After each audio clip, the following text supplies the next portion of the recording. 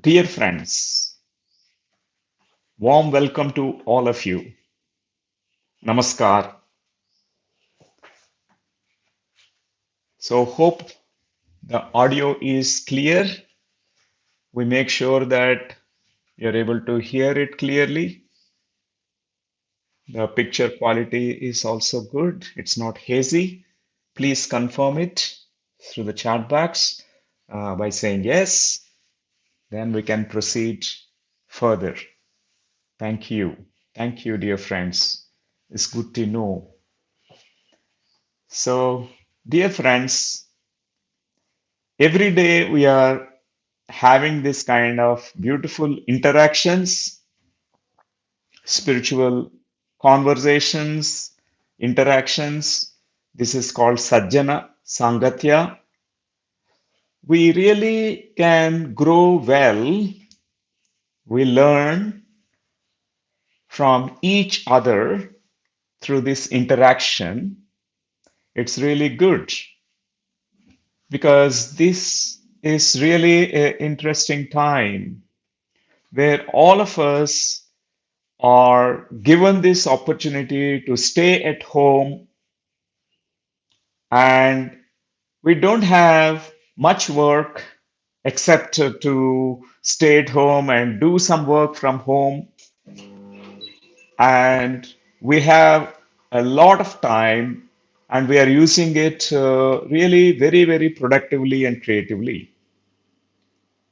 And like meditation practice and also reading spiritual books or watching some spiritual movies, some interesting movies, and even some kind of playing chess game, all that.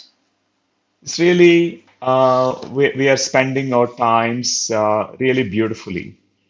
So we are doing this Inner Journeys series, and so far we completed 5 episodes, and today is the sixth episode.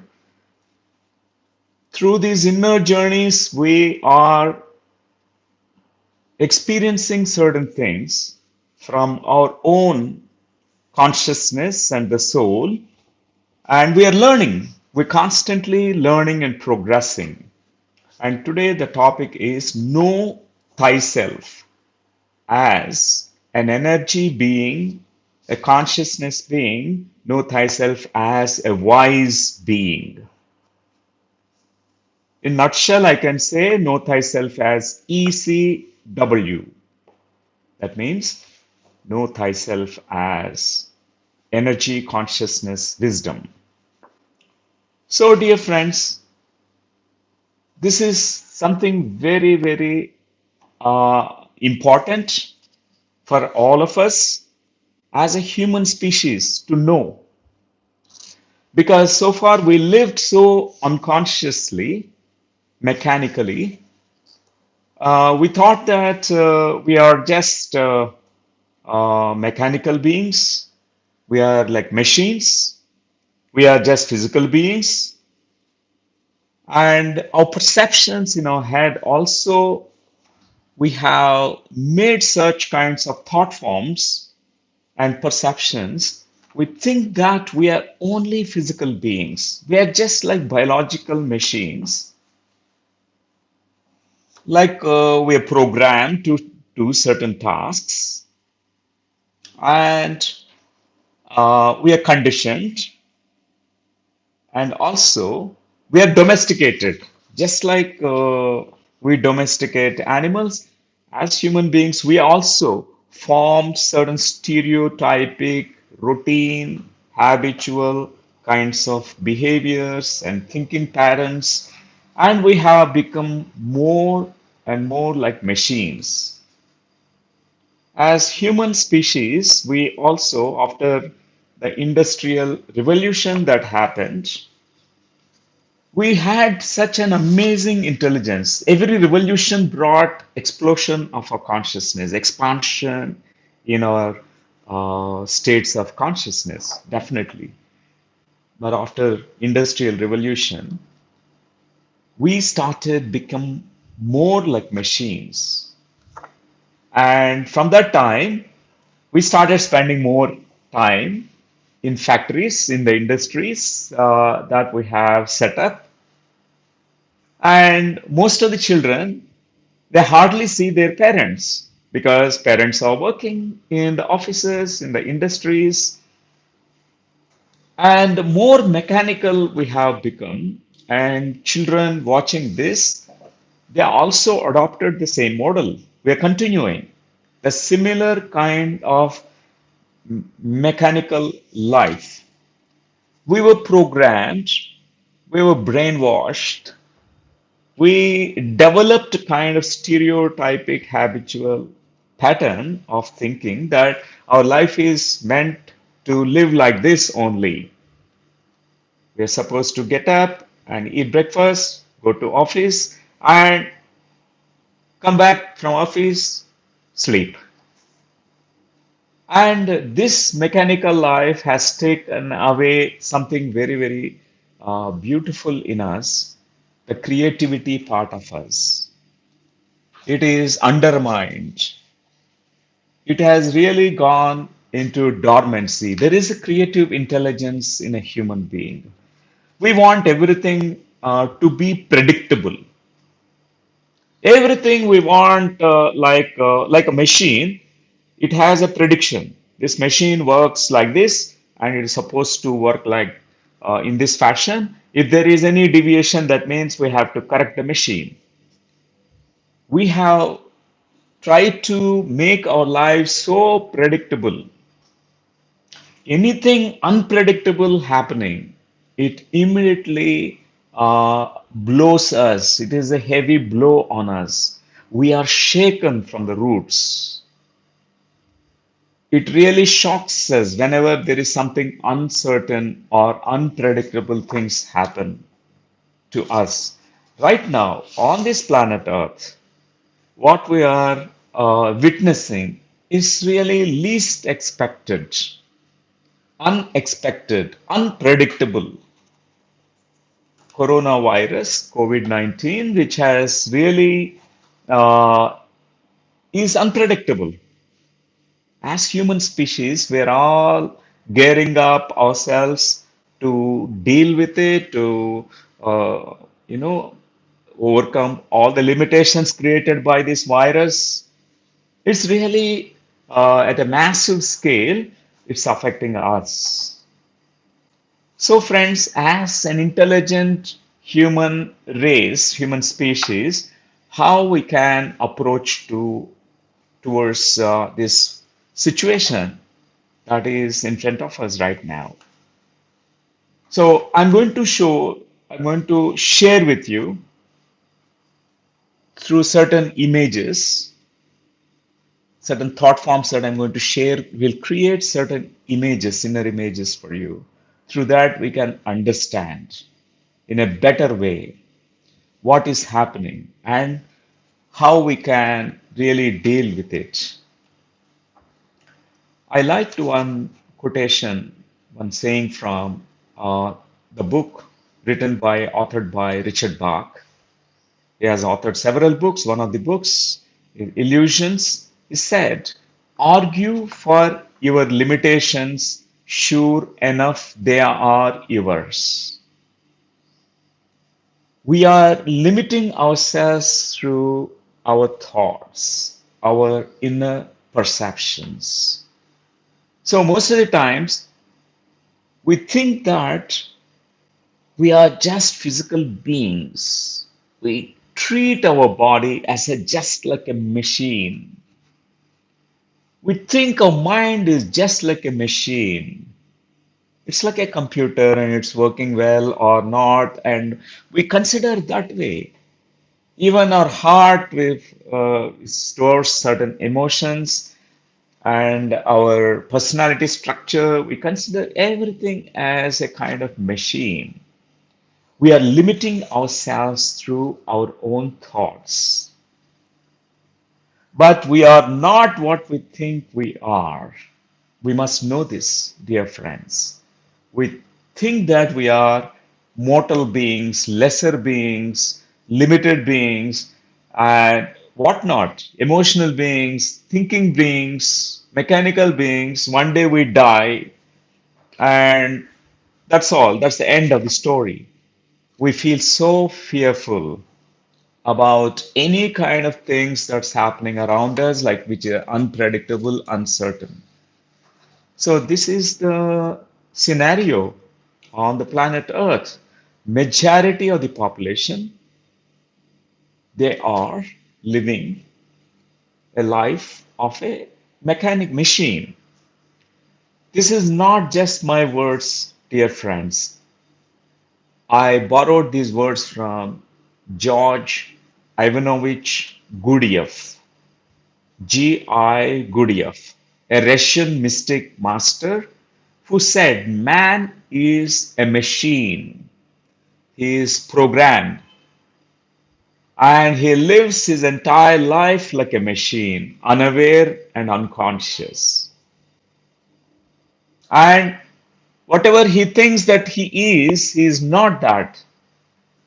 Our thinking process changes every moment. We think today, I'm a good person. And the very next moment, you see a different subpersonality of you saying that you are not a good person, not a nice person. You feel a certain guilt in you. You try to define yourself in a very limited ways using your five sensory operators, five senses, and this mind. We are coming to very limited definitions of this self. So we heard from India, there are many mystic masters, such wise, enlightened beings from India, and there are many such masters around the globe also. But India is always, there are plenty, abundant rishis, yogis, mystic masters. Ramana Maharshi, we must remember, at a very younger age, he woke up one day.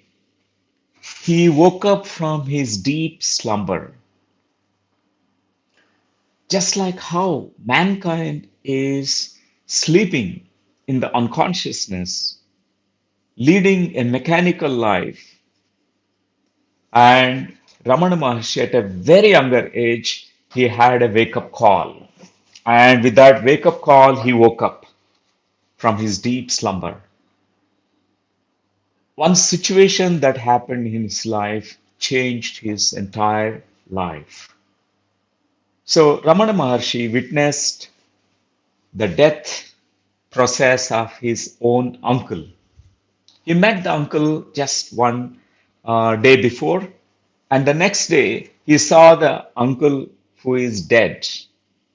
His body was kept on the floor, and he tried to understand what this death means. Why? What happened to this uncle? He was speaking, he was respiring, his hearts were beating before. What happened to him? He is no more there. What has escaped from his body? This young mind, young Ramana, had several questions in his mind.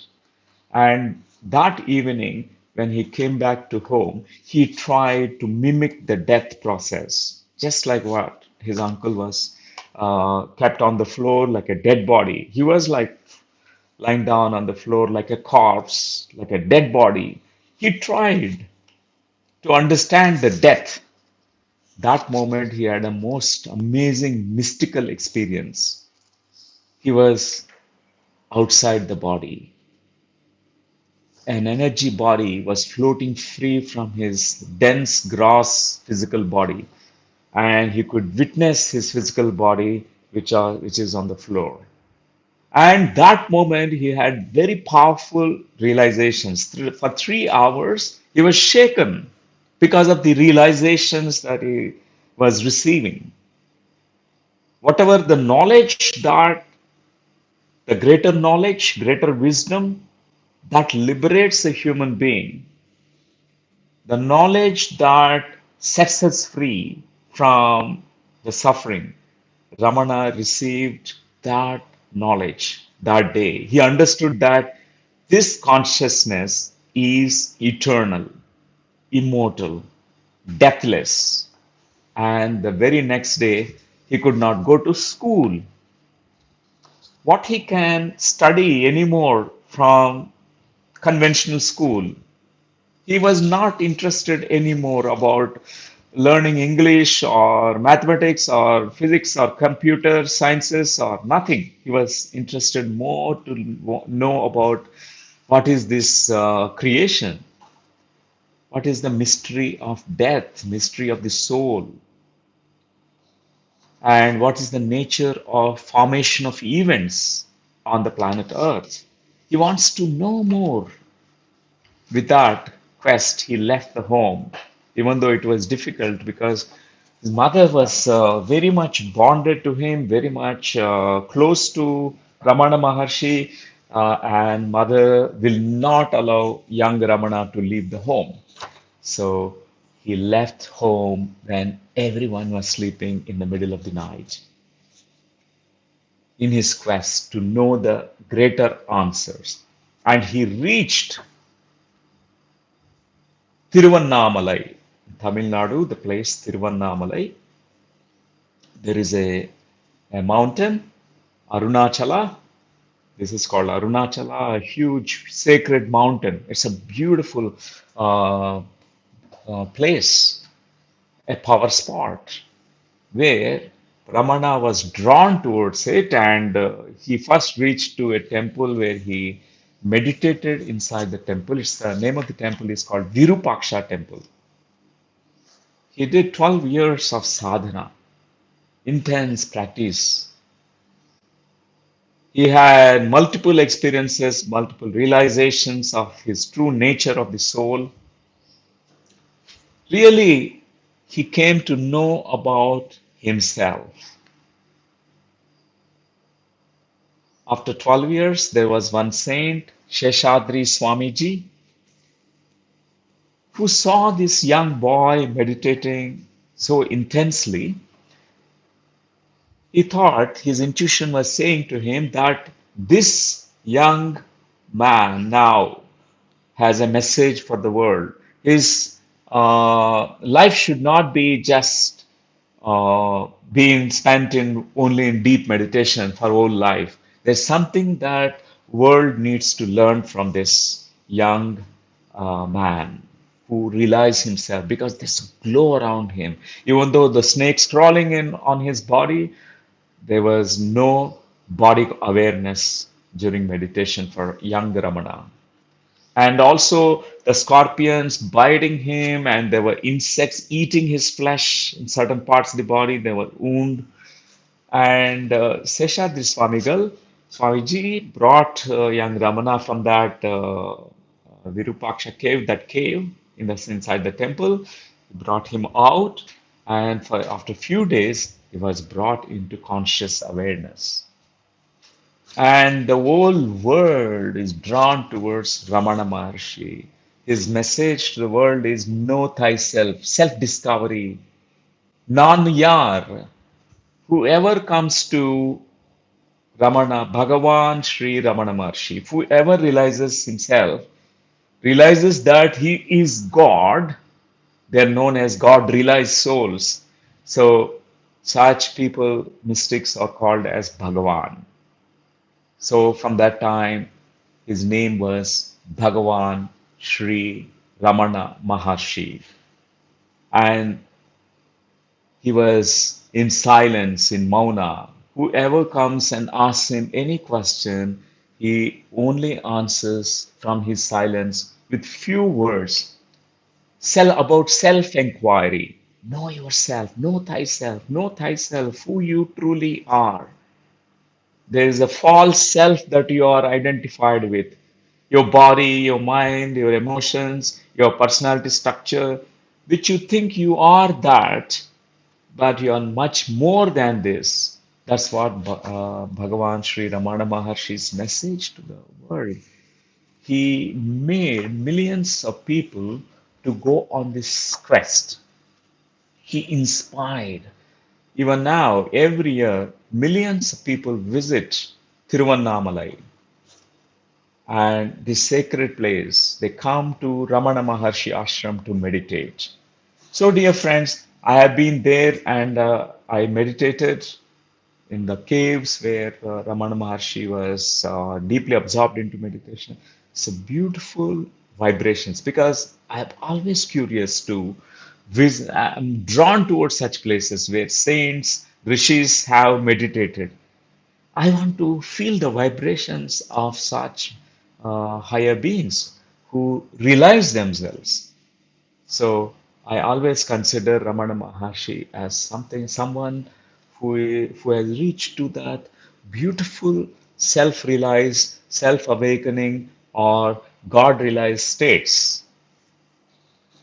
So, dear friends, it is so strange that humans they are living without knowing about themselves, and they're living with all the false notions, all the misconceptions and false ideas about themselves and about the life. Most of the times, we don't know who we truly are. We try to have very limited perceptions, and with that, we try to live our life. And not knowing about who we are, it is making us go through a lot of suffering. Another master I want to mention here is about Lord Buddha, Gautama Siddhartha, who has reached to Buddhahood, who is an awakened one. He also woke up from his deep slumber. So he had the quest. His quest began when he saw suffering everywhere. People are not joyful. Everywhere they're suffering. He had this question in his mind when he was very young. But his father made sure that this young boy will not contemplate, reflect, and think about these questions about who am I, what is the purpose, and why there is suffering. He made young Siddhartha to become busy with his life. He made him to learn dance and always playing and learning process and all that. But he's always in the background. These questions were there. Why there is suffering? What is the cause for suffering? How can we eradicate suffering? How can we experience non-suffering state? So these were the questions of Buddha which made him to go on the quest to know himself.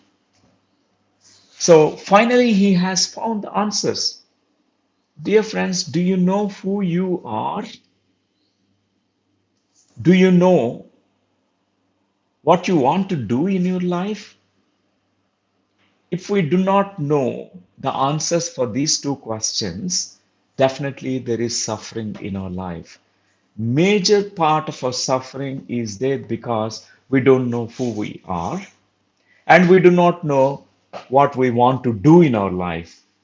We are doing exactly what we do not want in our life. Maybe like a machine, we are programmed for survival sake, we are doing certain things, but it is not really our heart's desire, or it's not coming from our depths of our being. There's something that each one feels so resonating. We call that as the purpose of life. Broadly saying, purpose of life for all human beings is to know thyself. We have to know ourselves. Second is to create joy, joyful experiences in life. Apart from that, there are some kind of beautiful things which you want to really create in the physical life. There's a purpose for you, everyone. So, dear friends, when we are like machines, we do not really know that there is a beautiful, greater purpose for our existence. There is a creative intelligence in us. There's something that is more, uh, you know, essence, beautiful things in us to discover. because we forget our deep essence. We live only in the outer persona, or the mask, or the ego, or the mind, or the body, or the emotional stuff. So, dear friends, Buddha is our inspiration, Lord Krishna is our inspiration, Jesus Christ is our inspiration, Prophet Muhammad is our inspiration, and Guru Nanak Ji is our inspiration. So many masters, thousands of them around the globe are our inspiration. We must remember the quote from Socrates, this master, who said, "Know thyself as a divine spiritual being." We must know this self. So, you are not your body, you are much more than your body. You must really know that through your own practice of meditation. When we are with our closed eyes, sitting in a comfortable posture, and when we are observing our breathing, we witness the breathing first, and then we can witness our body. We understand that we are not the bodies. We are much more than the body because we are able to witness the body. And then we witness even these thoughts which are rising and falling. We also understand we are much more than these thoughts in your mind, much more than this mind. We also understand by witnessing our emotions, feelings, emotions rising and falling, we also understand that we are much more than our emotions and feelings. We also understand that we are not this kind of structured ego, our personality, our persona, our mask that we are wearing. A mask of happiness, a mask of, you know, anger, a mask of denial, many masks we wear in survival mode because to survive in the world. It's okay to have these masks. They are also make us really live our life. Uh, it is protecting us. It's not like it's bad. These masks also helping us. But how long we only live in the outer personality structure? How long we live only as a persona or a mask, missing our deep essence inside us? I remember at this point of time the words of Jalaluddin Rumi, the Sufi mystic master poet. He said, "How often do you visit yourself? How often do you meet yourself?" What a profound words Sufi master is saying. How often do you have an appointment with yourself? We give appointments to all the others.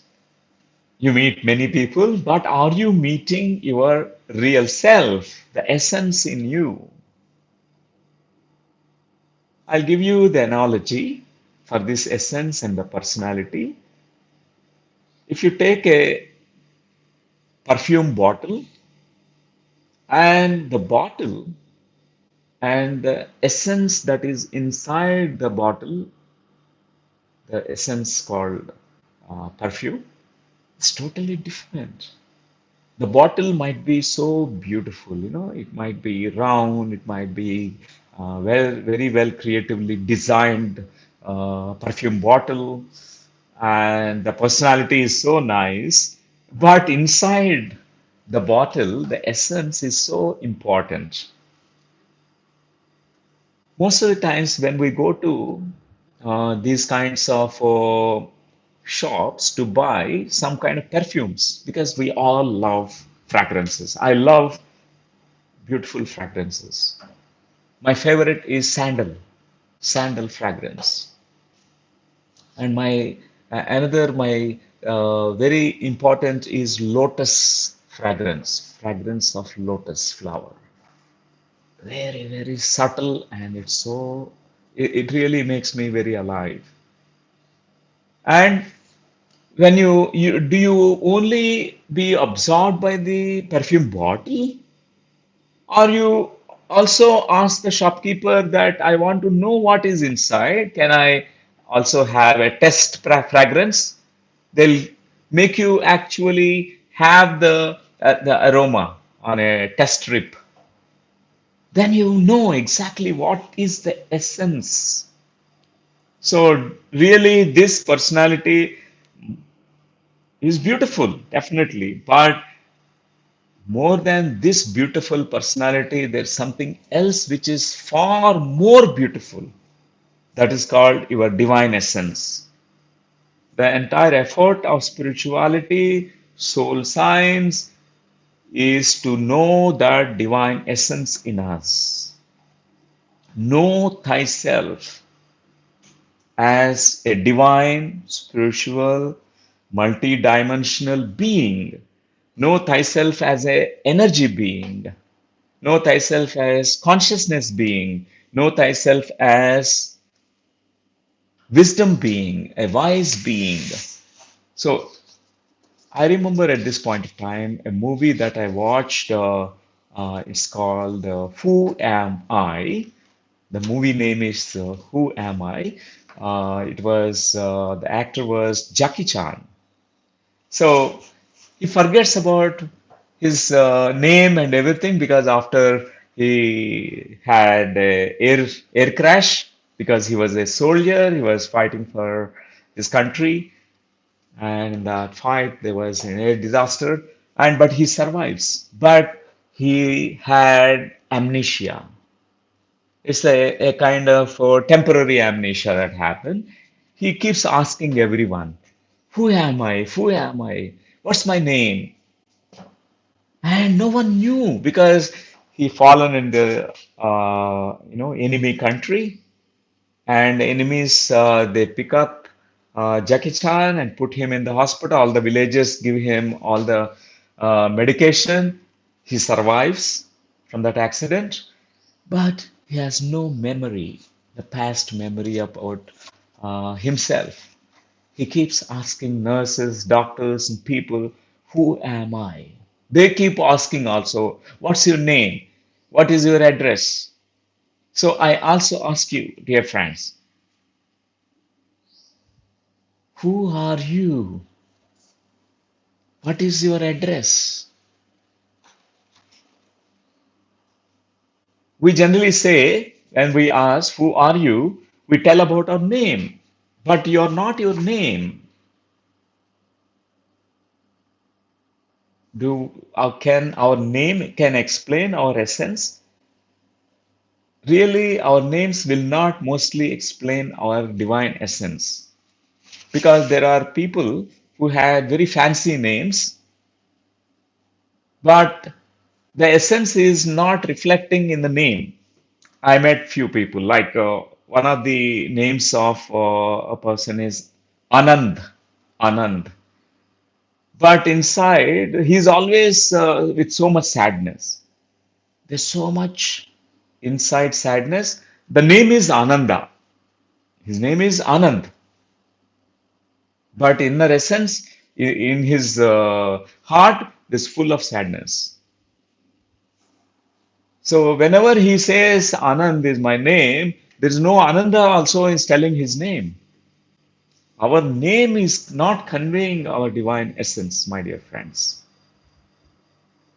So in Bharat Desh, we have almost, we say that 72,000 rivers we have, tributaries, so many tributaries, rivers.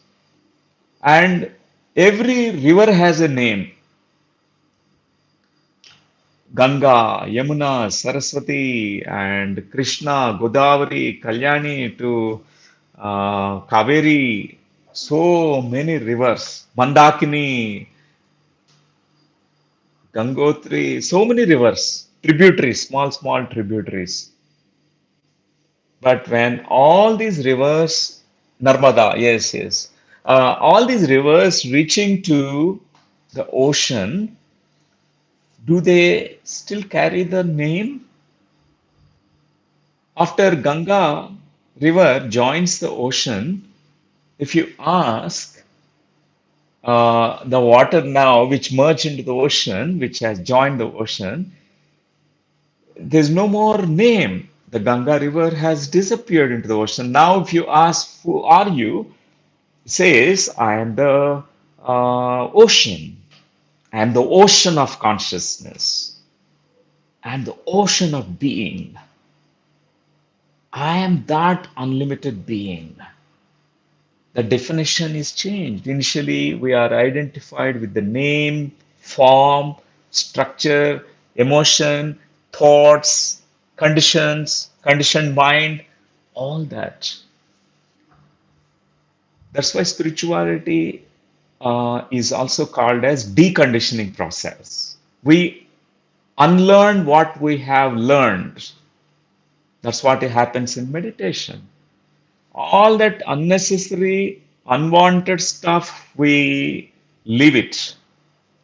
We only keep with us what is essential in us.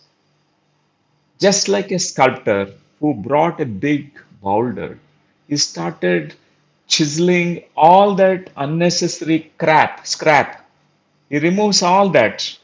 Finally, what remains, what comes out is only the essence Buddha, Krishna, Christ, prophet, and master is born from that a rock. A rock is becoming a Buddha now. Even we also chiseling ourselves. Meditation is self sculpting. It's like you're sitting in meditation. What you are not, you are dropping it. You're saying, Neti, Neti, I'm not this, I'm not the body. I'm much more than the body. You are also, of course, the body. You're much more than the body because you are having beautiful experiences with your body. But too much identification, thinking that we are only the body, it is a very limited perception. Thinking that we are only the mind, stuff in the mind, thoughts, dualistic thoughts, polarity thoughts, positive, negative, plus, minus, all thoughts, is very limiting to us. So we have to slowly in meditation unlearn what we have learned already. It's like neti neti process. I am not this. I am not this. I'm much more than this. I'm not the body. I'm much more than this. I'm not the mind. I'm much more than that. I'm not my emotions. I'm much more than that.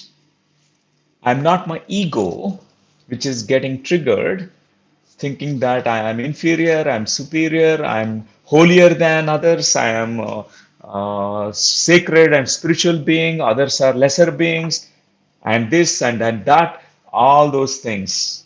The ego, which carries the very limited perceptions. We are much more than that aham, much more than that ego. So, dear friends, it's so important for all of us to go within to know thyself, the real self, the essence self. So, consequences of limited perceptions is suffering. When we think that we are only the body or the mind or emotions, we are caught in the whirlpool of emotions and thoughts and duality and all that. So, whenever we are only identified ourselves with that limiting ideas and thoughts and beliefs and perceptions, we're going to suffer.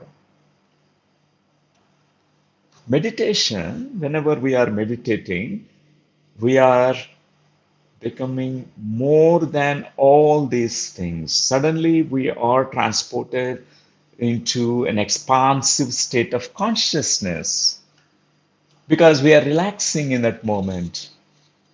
We are also exploring, discovering, oh, I'm not the body because I'm able to witness. We go to the next level, next level, next level. We transcend all that limiting perceptions in us. So, our Atma Vijnana Shastra from Bharat Desh, soul science we call it as, the soul science is telling us know the real self. Know the real self. When there is real self means there is false self also. All the outer things are called as false self because anything which is changing, which is called as false. Anything which is remaining, permanent, eternal, unchanging principle, that's called real self. That's how in the Upanishads and Vedas and in Bharadesh, the scriptures, ancient scriptures, are talking about the soul, which is immortal, infinite, permanent, eternal, and vast and expansive. So they mentioned that remaining things like our body, mind, emotions, they're constantly changing. Your body is changing, you grow old, and your mind also is changing. In the morning, you are having very positive thoughts, and in the afternoon, you have the most stressful thoughts in your mind. You're changing, and your emotions also fluctuating all the time. And you try to figure out, try to fix your identity. Who am I really? Because you thought one day you're a happy person, but the next day you also understood that you're not so happy person. You're the most unhappy person. And we are changing our ideas about ourselves because we are identified with outer. So the unchanging principle, the observer, the consciousness, which is witness consciousness in us, which is watching, which is unchanging principle in us, which never changes. The soul science is saying that is the real self. That is the self which is more real, which is unchanging, it's permanent, without annihilation, without death. Because the body goes through death, mind, thoughts, they also has a kind of span of life. The thoughts vanish after some time, emotions come and go, they rise and fall, but there is something which is deathless in you that we are here to discover. Our entire the path of spirituality is about knowing thyself as an immortal, divine, spiritual being. That truth liberates us. Christ said these words, the truth shall set you free.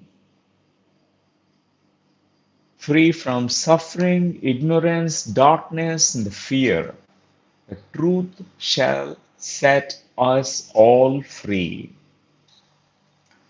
So, illusion is clinging to the untruth, believing that it is the truth. Most of the times, what we see with our five limited perceptions, what we experience through limited senses, we think it is the most reality, it's the real. But there is a greater reality from that place, this lesser reality is springing from. There's much more vast, bigger reality which is called as spirit or the soul or the consciousness or the energy or the wisdom. which we generally do not know when we are in our ordinary states of consciousness.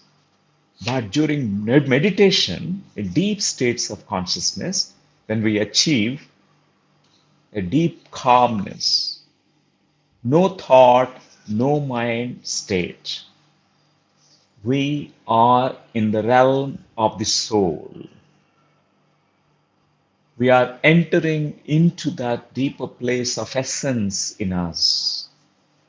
So, dear friends, today I want to share with you about the three important characteristics of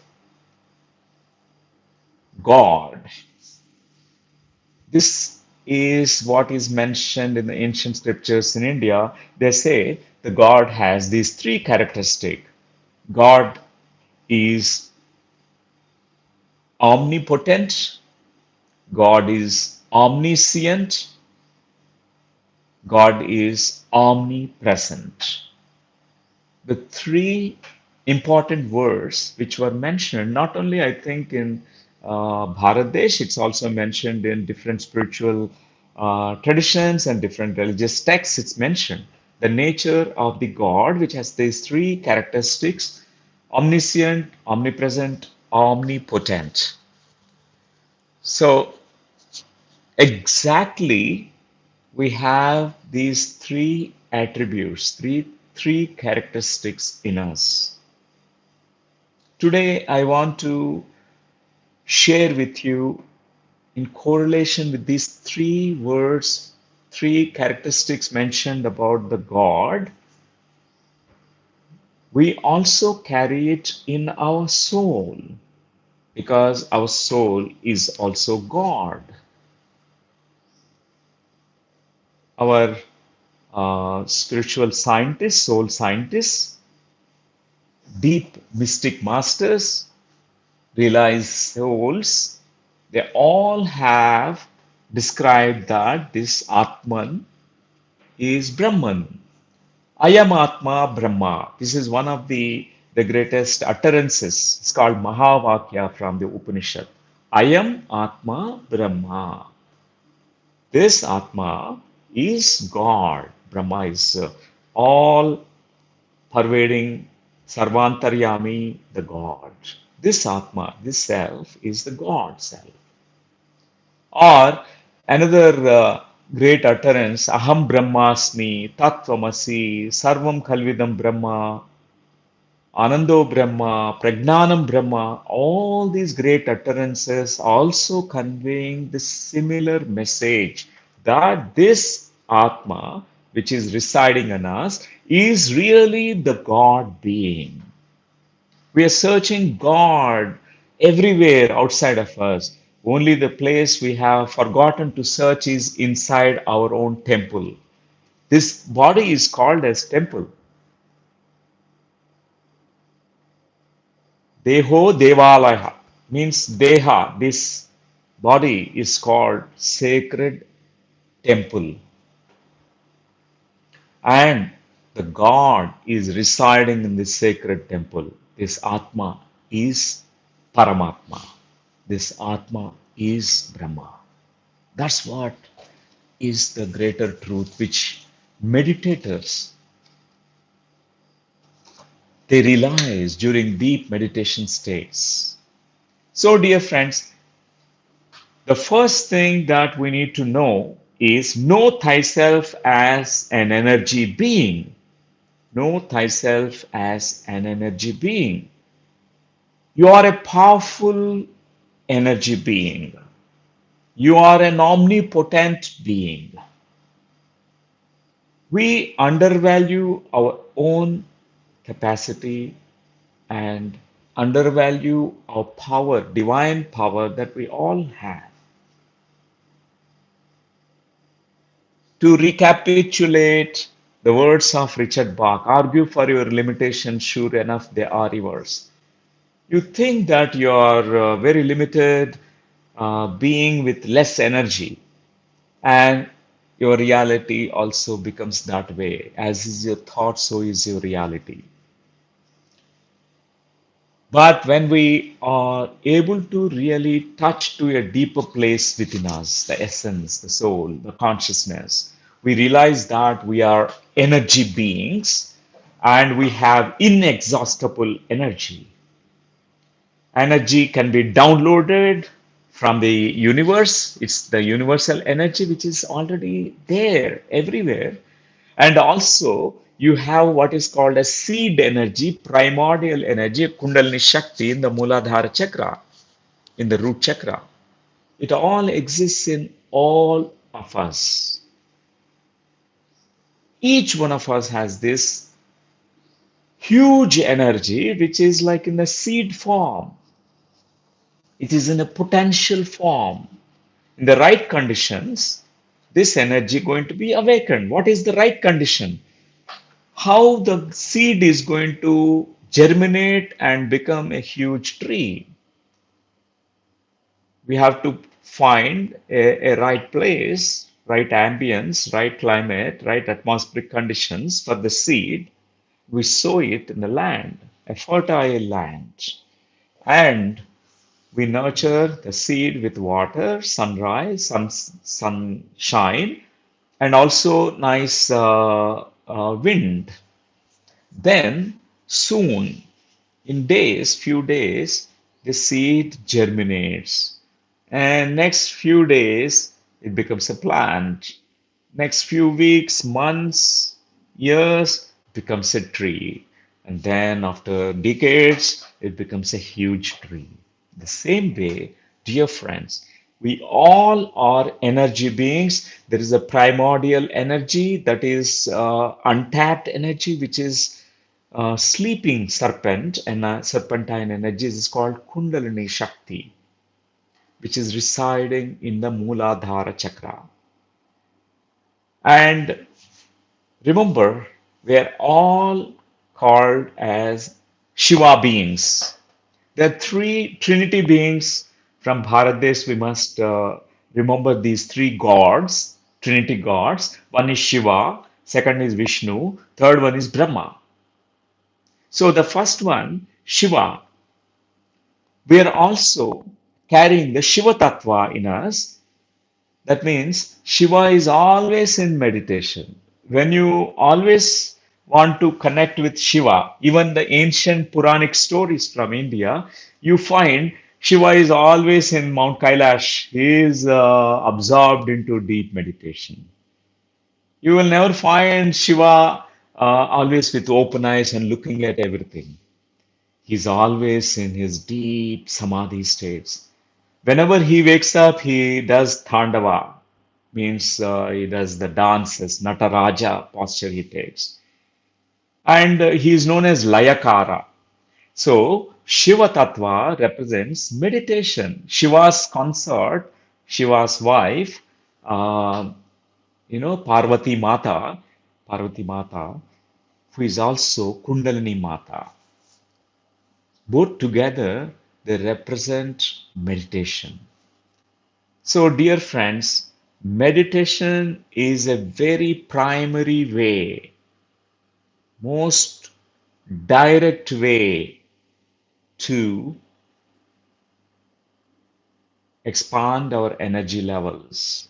For example, right now, whenever we have less energy, we feel so tired. People with less energy, low energy levels, they feel sleepy, tired. They get a lot of diseases, illnesses. The energy is not flowing because less energy is there. They are succumbed, susceptible, vulnerable to every bacteria and virus. Immune system is compromised, it's very low.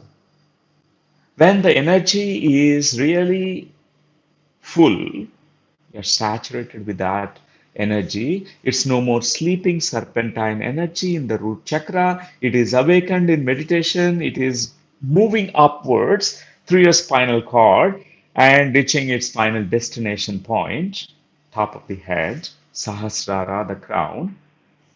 Then you realize that you are an omnipotent being. For a meditator, there's nothing that is impossible. With this energy, everything becomes possible for a meditator, for a yogi, for a mystic master, because there is called Icha Shakti, there is called Gnana Shakti, there is called Kriya Shakti. This Shakti, which is in the form of Sankalpa, Icha, one desire is coming in you. For example, right now, if you desire to uh, say open your third eye, for example, Icha Shakti. Your Icha Shakti works, your intention. You really focus now in deep meditation. Or you may say that I will meditate for 3 hours per day. So far, you are not able to do that. You are able to sit for 30 minutes and then you have distracting thoughts. Your mind is not really cooperating with you and you get distracted. You now use your Icha Shakti and then Kriya Shakti, put it into action. Kriya Shakti is everything in action, everything in action. That Shakti, which is now a little bit of energy of the thought, Sankalpa Shakti, putting into action, Icha Shakti into Kriya Shakti, along with Gnana Shakti. Gyan Shakti is your knowledge, your wisdom.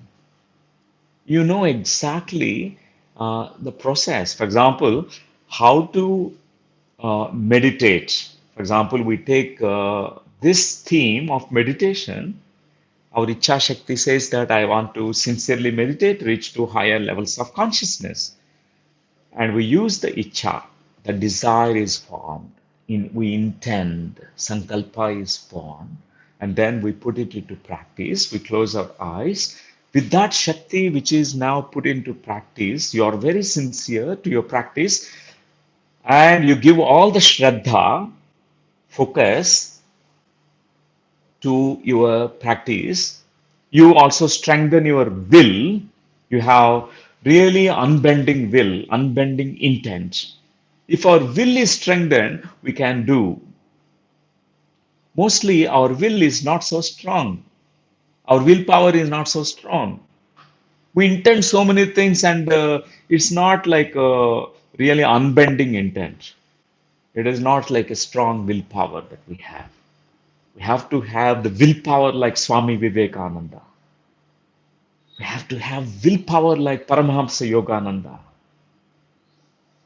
So determined, so focused, that kind of will, Icha Shakti translates into Kriya Shakti and Gyan Shakti. So, friends, meditation is the most fundamental, primary, and the most excellent way to realize that you are an energy being. Dear friends, how many of you have really have experienced this in your meditation? Most of you, most of you, definitely in meditation. Some of us, we might have heard only in books. We have this kind of Shakti, energy, and only in theoretical way. But really, if you want to know, yes, Suchi Goyal ji, Nandita ji, yes, Sru Sneha Agarwal, yes, you have realized that it is the Shakti, which is our primary nature, is the nature of our soul. We are omnipotent beings. There is a divine power, the power of this cosmic energy, power of our own Shakti inside. You are a Shakti Swarupini. Your inner nature is Shakti. You are a divine energy being. That's what is the very fundamental realization. That means to become a Shakti Swarupini, we have to turn ourselves into a meditator. If we sincerely meditate, definitely we realize that our energy nature. Shiva represents meditation. Parvati Mata represents meditation, dear friends. And next, our science has proven the energy nature. Quantum physics, take for example, quantum physics. It has experimented all the experiments like double slit experiment to understand the nature of the particle, subatomic particles. It has understood that yes, subatomic particles have wave nature, energy nature. It's not matter. Energy is greater truth. We are not just matter, we are the energy. Albert Einstein has done such amazing experiments, partly his own experiments and also partly his own intuitions. And he must be a really a mystic master, a genius. He discovered this formula E is equal to mc square. It is really a stunning discovery because after Albert Einstein, the whole world have completely shifted the perception of the whole world. We thought initially we are just matter, material beings. We are Our consciousness is birthed from the matter. But Albert Einstein shifted this completely with this revolutionary discovery. We are energy beings. We are consciousness beings. Our energy is translated into matter.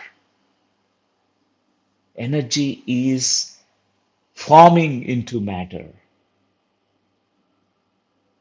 So, dear friends, quantum physics proven experiments like nuclear fission experiments, they are able to go inside the atom and do the fusion and fission experiments and to understand the atomic energy.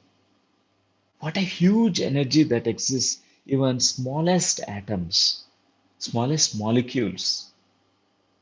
It is the energy nature.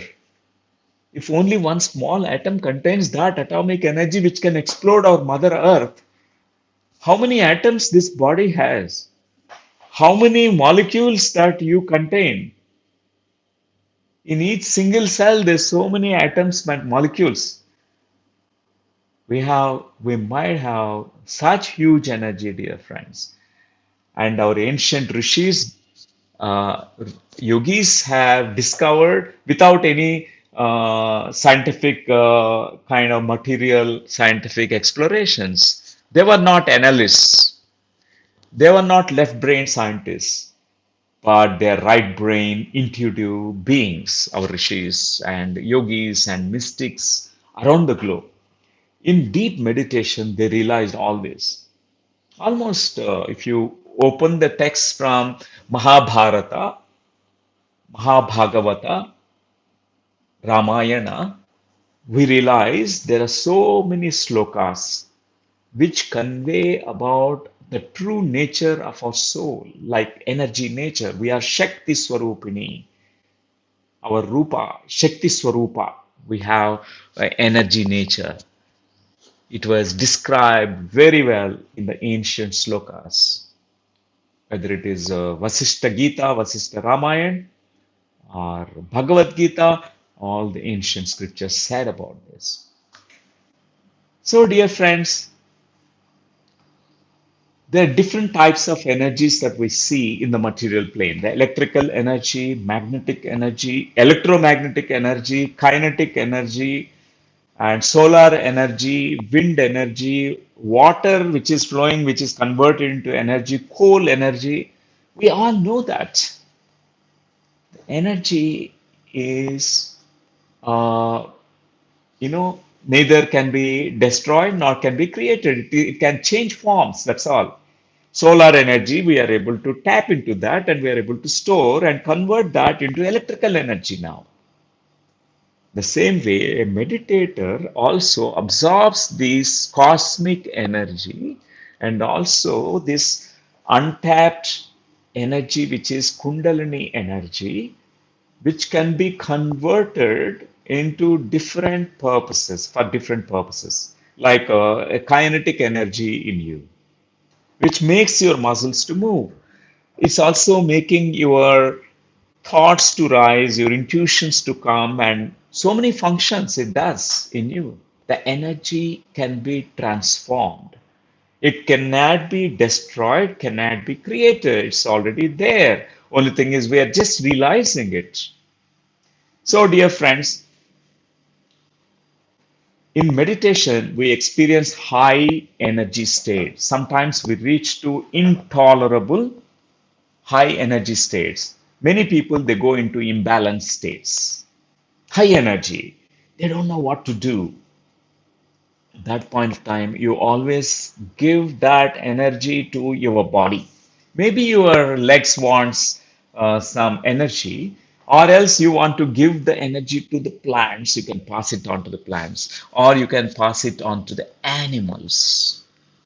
All the animals, dogs, cats, donkeys, tigers, our dolphins, whales, fish, snakes, all of them, they really need a lot of energy on the planet Earth. So we just intend that energy to go to our Mother Nature, Mother Earth also. We must stay grounded. Too much energy, it makes us to go into imbalanced states. Energy must be circulating inside the body. A meditator experiences this, a beautiful circulation. Like we have this energy which moves up, this Kundalini Shakti, and it also moves in a kind of circular fashion. This is called orbit, microcosmic orbit. Inside you, there is a beautiful circulation of this cosmic energy. And through the meridians, all those 12 meridians and 8 extra meridians that we all have, the energy circulating to all the organs in the body. Not only that, the energy is also reaching to your what is called as antakaranas, your mind, your subconscious mind, your buddhi, your ahankara. Everything requires energy. Energy makes you to go into action. So, dear friends, this is the first point I want to tell you. The second one is to realize that you are consciousness. Know thyself that you are a consciousness being. What does that mean? Means you are a vast, expansive being. You are omnipresent being. You are not localized being.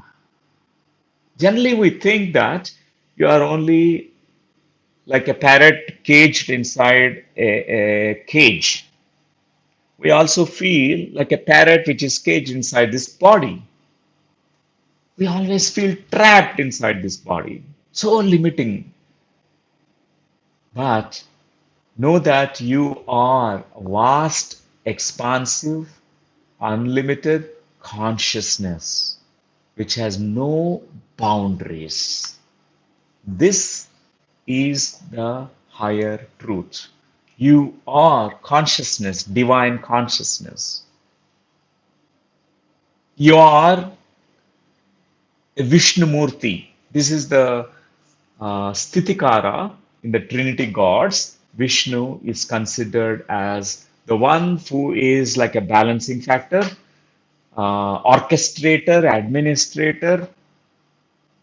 So Vishnu is all pervading consciousness.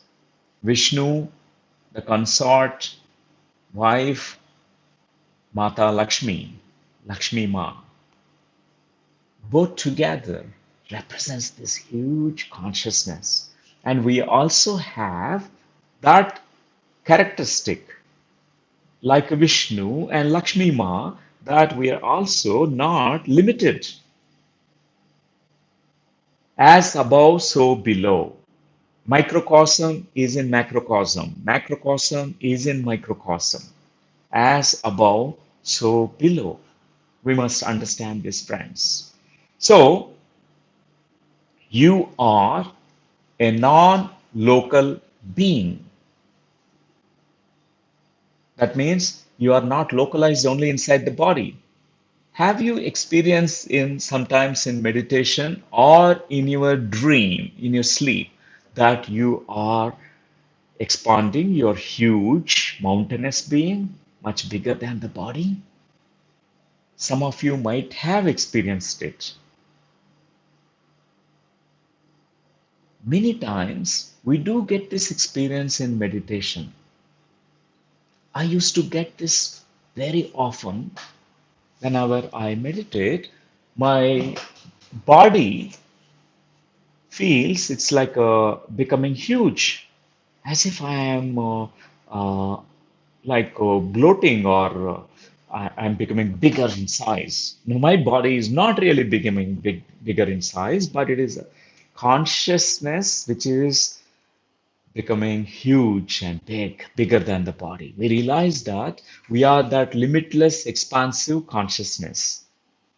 We are not only non local beings, we are non linear beings. We are not trapped by the time and space. We must know this is the truth. You are a non linear being, you are a non local being. I must at this point of time quote a book to you. This I must introduce you to this master. His name is called Paul Pearsall. Paul, Paul, like Saint Paul, Paul Pearsall, Pearsall,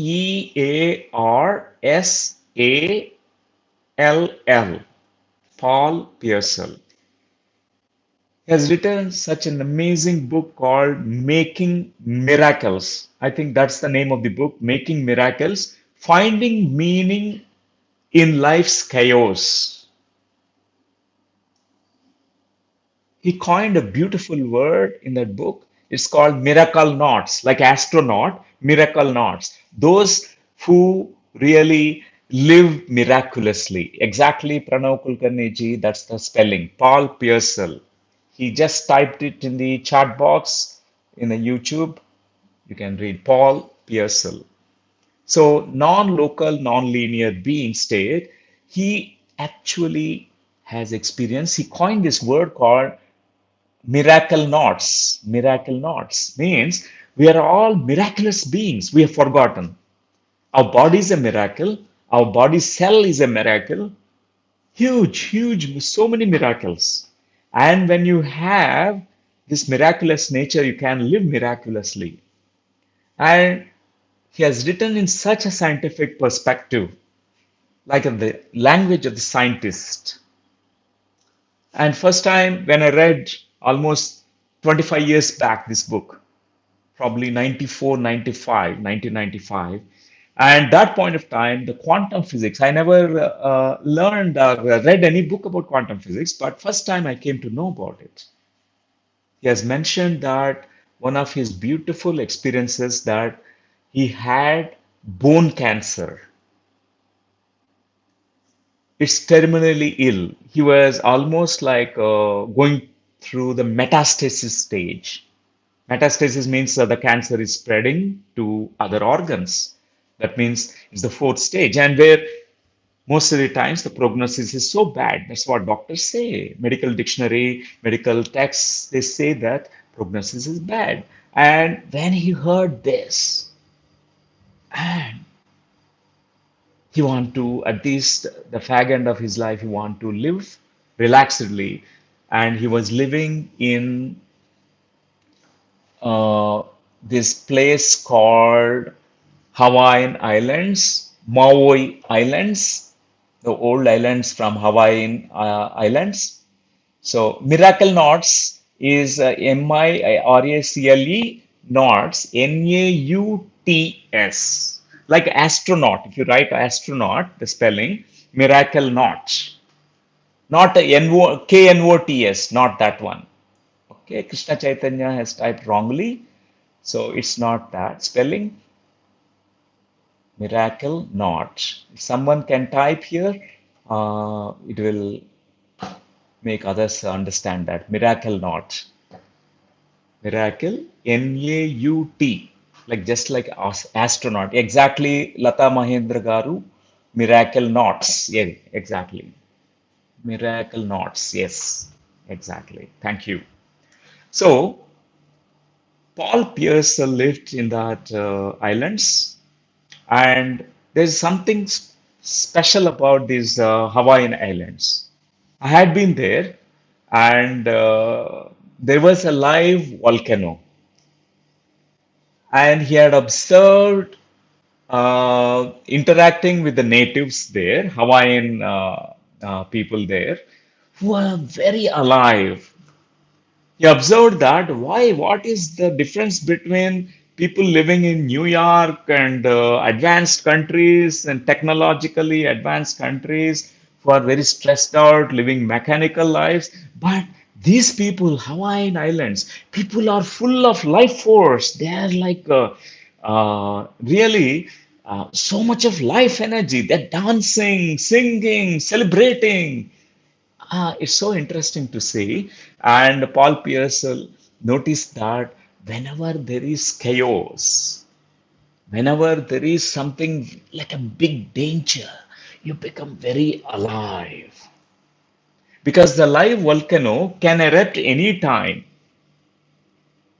and anytime anything can happen. And when we are very close to the danger, you become very alive.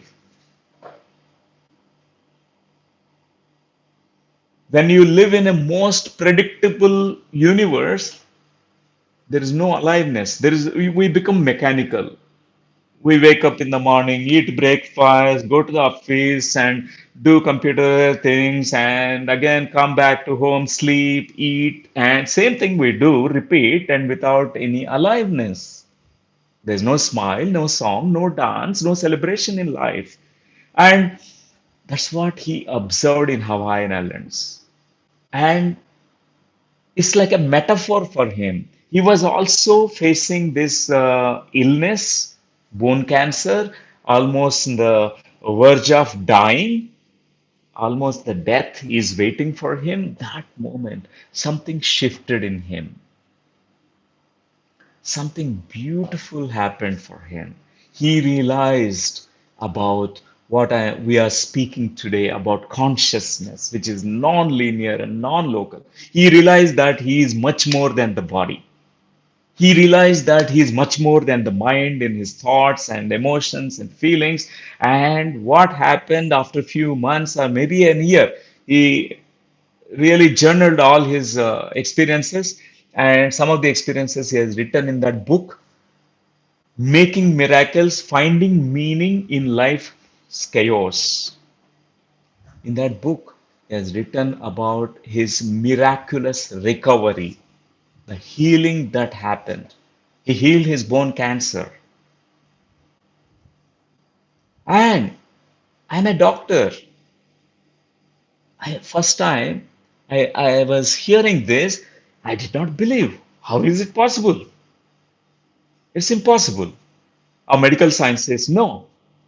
But always there is hope. Remember, dear friends,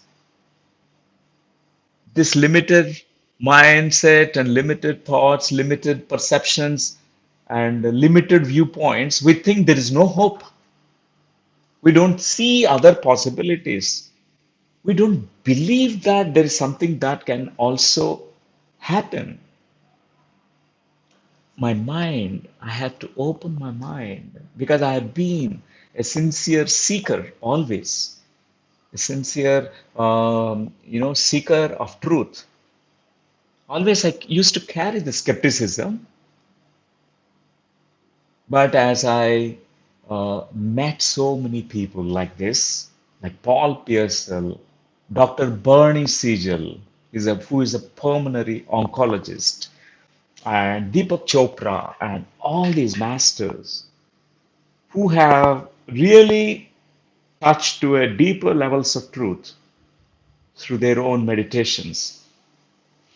It really also helped me. I got inspired. Through my own investigations, but through my own sadhana and practice, really it helped me a lot. So it's so nice, friends, to uh, definitely please go through this book, Paul Pearsall. The name of the book, Making Miracles, Finding Meaning in Life's Chaos. Chaology, he said. Chaology. Chaos is a science of chaology, science of studying chaos. Whenever there is a chaos, there is a greater supernate order, the greater intelligence, which will be awakened, it seems. When we are in the verge of death, we suddenly become alive. We should not be just like machines, uh, like that, friends. But know that you are such vast beings. You are the Vishnu Murti. You have the Tattva, Vishnu Tattva. Vishnu Tattva is omnipresent, means you can be present not only inside the body but beyond the body in meditation. And Vishnumurti, he is called Mahamaya also, means he is the also dispeller of all the Maya. He is also the creator of many Mayas, many illusions. As we journey inwardly in meditation, we also dispel all these illusions so far we believed. We arrive at a deeper truth. Always believe in your own experience, not to believe blindly what others say or what textbook says. Always believe your own experience, dear friends. That's what I can say because I always, my reference point is my own experience. सबका सुनना अपना करना सबका सुनना अपना करना listen to everyone, take their knowledge, but only test it like a gold merchant through your own experience. If it really passes through the litmus test, then only take it as a truth. We should not blindly follow anything. We should be like a spiritual scientist, open minded to investigate. Before we discard something as false, we need to also investigate with open mind. So, we talked about these two things now. You are Shiva Tattva, you are an energy being. Through meditation, you increase your energy quotient. There's no limits to your energy quotient. For example, we have energy levels of 10% right now. You can always increase it to 50%, 60%, 100%. Conserve the energy and awaken the your own potential energy which is inside you. And you have Vishnu Tattva, you are the consciousness being, non-local, non-linear. You can be anywhere in deep meditations. You can journey to any space, any time, anywhere, any when. That means you can be there in the faraway galaxy. You can be there in a different dimension, different reality systems to explore, to find out many things. Because you are not limited by this body. You can be any way, any when. That means you can do travel through the time, into past, through different yugas. Maybe you want to explore pre-Atlantean time, pre-Lemurian times, or the very origins of the human history. You want to understand more. Do these explorations through the consciousness which can travel beyond. We are beyond body, mind, beyond time, space beings. That is the truth, dear friends. And the third one I want to emphasize in this particular topic is know thyself as a wise being, wisdom being. Most of the times, We think that we don't know. That's okay. That's a good thing. More we know, more we think that I don't know anything. First time when I read Bhagavad Gita, I was crying, the tears of joy. I felt like a child. So far, I thought I know.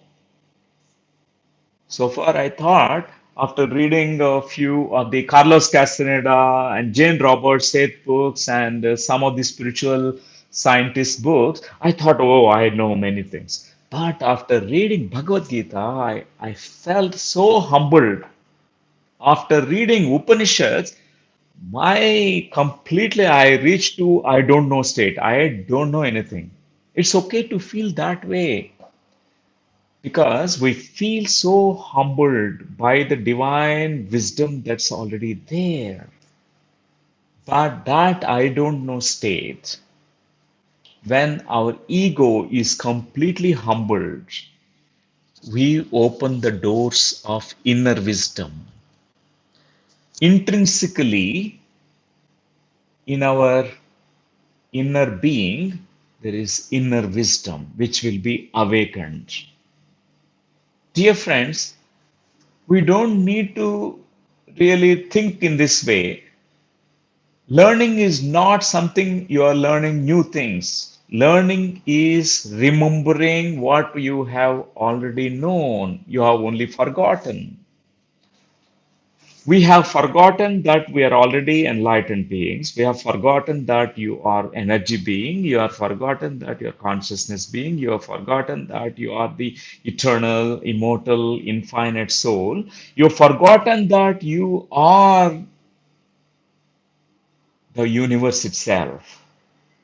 But we remember during deep meditation states, we remember what we have forgotten. This is called awakening of the inner wisdom. So, this Quantum Life University that is being established here in South India, in Telangana, in Hyderabad, near Vikarabad, Quantum Life University campus, the slogan is awakening the wisdom within. We don't say it's a learning process at all because really it's not learning something new. It's remembering who you truly are. That's called wisdom. It's the wisdom of the soul, wisdom of the oversoul. It's like a seed, friends. It's like a seed wisdom which has all that uh, in a kind of a small seed form. It really opens itself. Like you can see this analogy, this metaphor of our crown, this energy center, where it is like a lotus bud. When this lotus bud is opening, all its petals, thousand petals, each petal represents a certain wisdom, which you are remembering. You are remembering thousands of petals, means multi-dimensional nature of your soul, and you really know who you truly are. So you'll come to know about that. Richard Bach said in the book Illusions, mark of your ignorance is the depth of your belief in injustice and tragedy. More ignorant we are, more suffering and tragedy that we experience in our lives. Our ignorance is directly proportional to suffering. Our enlightenment, our wisdom of the soul that is awakened, that is remembered by you, is directly proportional to enjoyment, the joy that you experience. So, friends, it's such a beautiful piece of wisdom that's shared by Richard Bach, my spiritual hero. I always have such deep respect, reverence for his wisdom. So, these three things are very, very important. Know thyself as Number one, as energy being. Know thyself as consciousness being. Know thyself as a wise being. That means the first one is know thyself as energy being. Your Shiva Tattva means you become a meditator. Through meditation, you awaken the energy which is already there in you, the Parvati energy which rises in you. The Kundalini Mata is the Parvati energy. And the second, know thyself as consciousness being, you are the Vishnu Tattva, which is non local, non linear consciousness of you, which is awakened, vast, expansive, unlimited. And that Vishnu Tattva with Lakshmi Mata, which is so abundant, so much vast, which is like a big ocean. In deep meditation, this experience also comes to us. And the third one is know thyself as a wise being, wisdom being. You are a Gyan Swarupini. You're already wise being. Only thing is you've forgotten, now you remember. That means it's called Brahma Tattva. Brahma, he is known as Chaturmukhena Brahma, with who carries these Vedas in his hands, four hands he had, and also Saraswati Mata is the consort. Saraswati Mata is the wife of Brahma. That Brahma Tattva is nothing but uh, our wisdom of the soul. The Saraswati Mata is Gyan Swarupam, our wisdom. Brahma with Saraswati. Yes, that is the our own awakened wisdom. This happens in deep meditation, friends. So, what next? After realizing, know thyself as energy, consciousness, and wisdom, ECW, you know who you are. Now, what we need to do is live that wisdom in the physical dimension, three-dimensional reality. For example, in this scenario, particular times of coronavirus, this pandemic, and everyone is gripped with the fear, and Buddha's wisdom. Buddha has such wisdom, such simplicity, and he said, one can follow the middle path. The wisdom says always, the awakened wisdom, in the middle path, we always balance everything. In the middle path, you are not going to the extremes. You're going to hold samsara and the nirvana, the matter and the spirituality, masculine and the feminine, the outer and the inner. The middle path, you know how much to eat and the right food, the right speech, how much to speak, how to speak, what not to speak, and what to speak.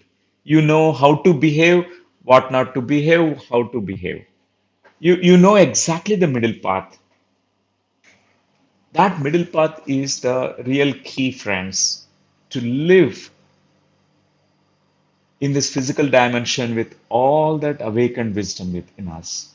Buddha said, after realizing the Four Noble Truths, that there is suffering everywhere. There is cause for suffering. Cause for suffering is avidya, which is caused by clinging and craving, attachment, desire.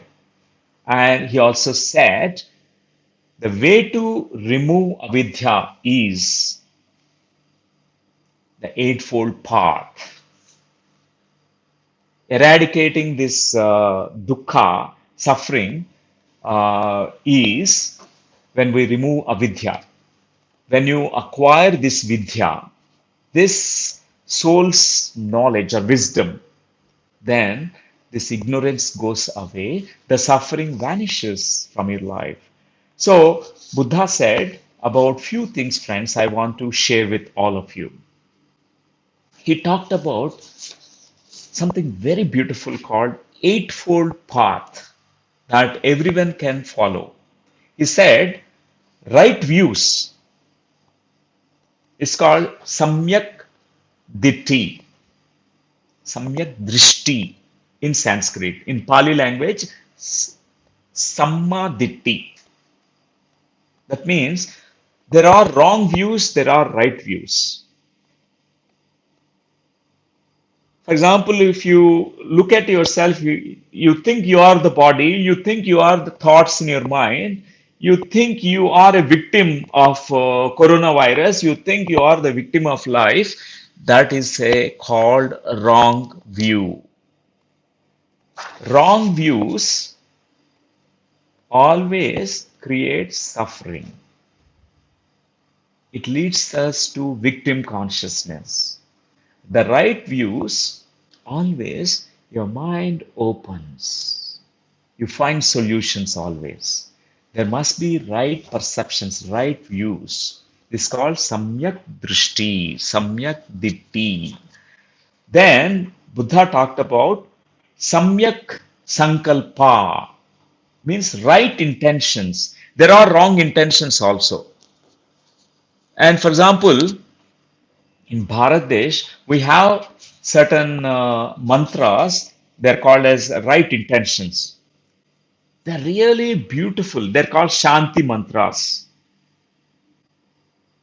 All the Dasa Vidha Shanti mantras means there are 10 Shanti mantras. That means we wish good for the whole universe. Loka samasta sukhino bhavantu. Om Shanti Shanti Shanti. That's the right sankalpa. For example, Om Purnamadah Purnamidam Purnat Purnat Mudachyate Purnasya Purnamadaya Purnameva Vavishyate. Om Shanti Shanti Shanti. Loka Samasta Sukhino Bhavantu. All these intentions are right intentions. For example, there are intentions which can be wrong. For example, you are jealous about someone. The two brothers, story of two brothers I will share. These two brothers are very jealous from childhood. So when they started growing up, they always were jealous. They thought, let's meditate and acquire some siddhis and powers and a lot of wealth because those divine beings, Brahma or Shiva, will appear and we can get some boons. So after sincerely practicing decades of meditation, one day Brahma is appearing to them, and the first brother asks the Brahma. Brahma says, "Oh, my dear, you are so sincere in meditation. What do you want? Ask me any boon, I will grant it." Because Brahma is always gives the boons. He grants everything. And this brother said, I don't want to ask first. I want to know what my brother has asked first. I want the double of it. Whatever my brother asks, I want exactly multiplied by 2 times because he's always jealous. So now Brahma said, I have not yet reached to your brother. Your brother is still in meditation. Then he said, first go to my brother. Whatever my brother asks, give me twice, multiply it by 2. And he goes to his brother. Now Brahma goes to brother. And his brother asks now, this second brother, what did my first brother ask? He said, whatever you are going to ask, give me twice of that. And this fellow thought, he has wrong intentions. Oh, my brother, I could have asked wealth, diamonds, money, power, so many things, longevity, like living for 200 years and all that. But I don't want my brother to be benefited. He will get twice benefit. If I ask wealth, he will get to twice of it. So let me ask. He asked Brahma, take away my right eye. Then he will lose 2 eyes also. So this moral of the story is wrong intentions. Never to have wrong intentions. Right intentions is samyak sankalpa. We must always wish for Loka Kalyan. Loka Kalyan is welfare of not only your own self and for your family, for your country. Always wish good for the whole world, our universe. That is called Samyak Sankalpa. This is the time, friends. It's so important. Collective intention. We must really wish good for everyone on this planet Earth. If other countries are suffering, that also pains us. Our good intentions can uplift them. Our vibrations can also help them. And the third thing Buddha insisted, told in the Eightfold Path is right action. This is called Samyak Karma. Samma Kammato means right karma, right action. There are wrong actions. You might say all the words which will hurt a human being. Your actions might hurt, your behaviors can hurt others. You are generating karmic energy. You can say the same thing in a different way, which can be very pleasing and helping and uplifting, friends. This is called non-violent communication. Any violence universe won't support. It generates karma. Violence generates karma. Buddha talked about right action. Take always right action. That means in this three-dimensional plane, there are actions which is against the dharma, anti-dharma. That means right karma is so important. And the next one is called samyak ajivo. That means right way of earning living, right livelihood, right livelihood. It's so important. For example, as a human being, we have these four purusharthas. One is dharma, artha, kama, moksha. Everyone, this dharma, we know, means living a dharmic life, righteous life, and artha, economics, money. Most of us, for the earning money, we can sometimes earn money in a wrong way, harming others or affecting the lives of thousands of people. That is not a right way of earning living. On this planet Earth, for example, many factories, many industries are in making our ecosystem collapse. Our ecology is breaking down. The Earth planet, it's getting affected because many such factories releases pollutants and many things which are not earning or living in a right way.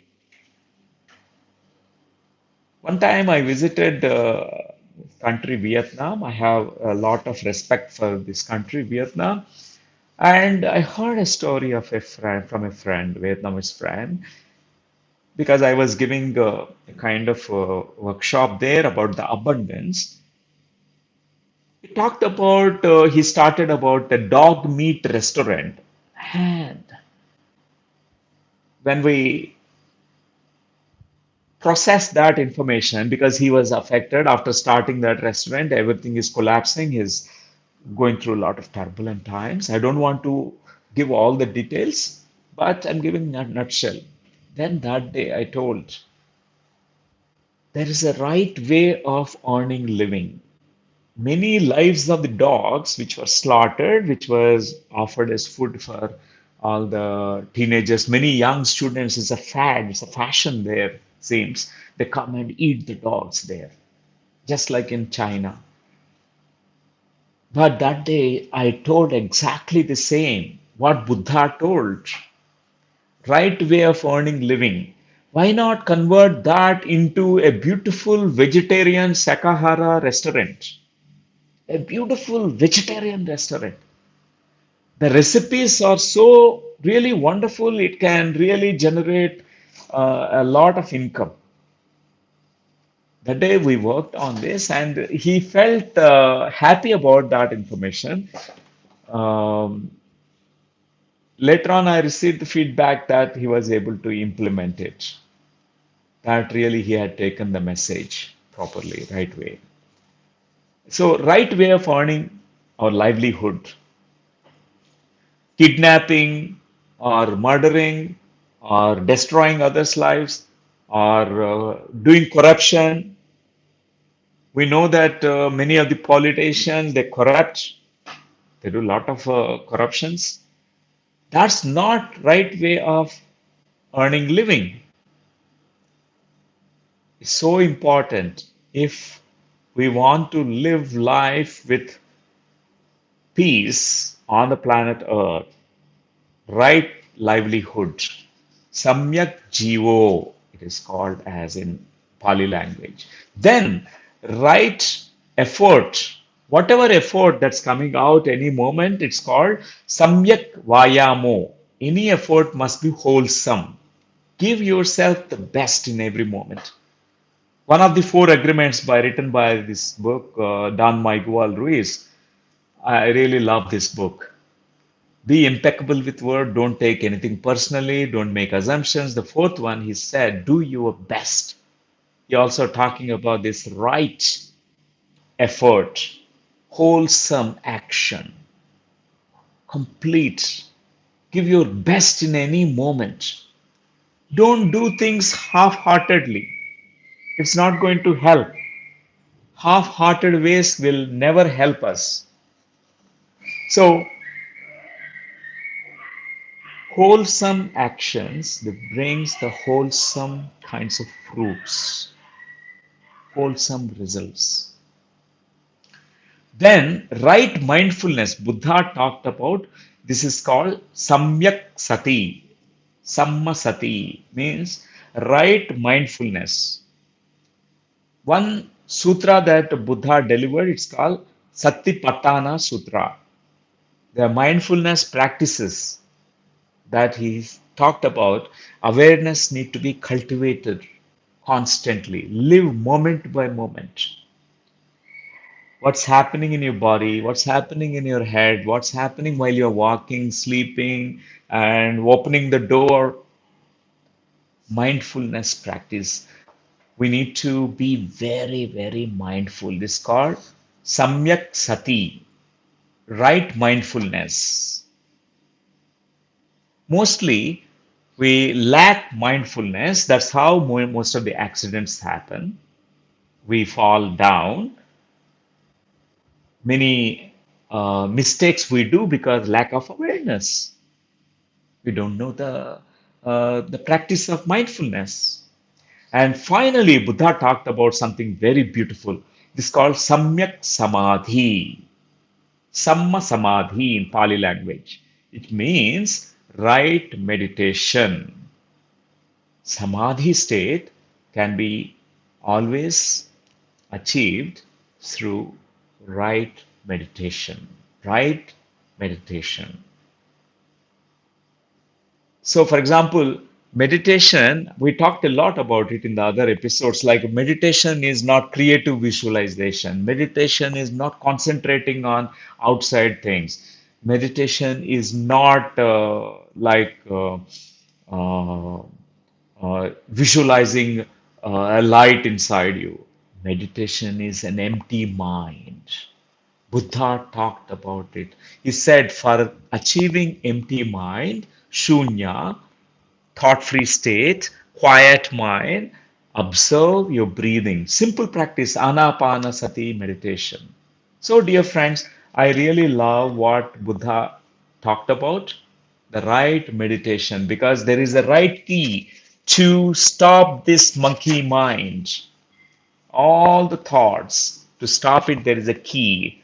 The key is kept here. The God has kept the key here right in the nostrils. Your nose is very close to your head.